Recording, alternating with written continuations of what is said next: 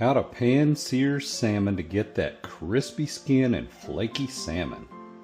First, let the salmon get to room temperature. Pat it dry with a paper towel.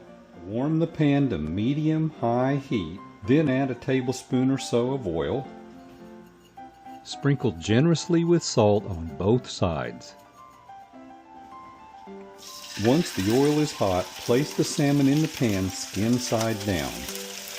Hold it down with a spatula for about 10 seconds so the skin doesn't retract. Let it cook for about 5 to 7 minutes, skin side down.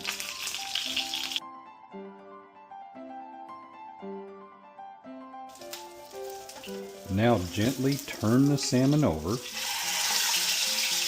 Reduce the heat to medium-low. Cook another 3 to 5 minutes. Add garlic, thyme, and pepper for flavor. Add 2 or 3 tablespoons of butter. Gotta have butter. Generously baste the salmon to keep it moist and to help it cook. Alright, it's been about 4 or 5 minutes, so we're going to check our temperature. We're looking for 145 degrees Fahrenheit. We're there. Remove the salmon from the pan. Beautiful. Look how flaky and moist it is.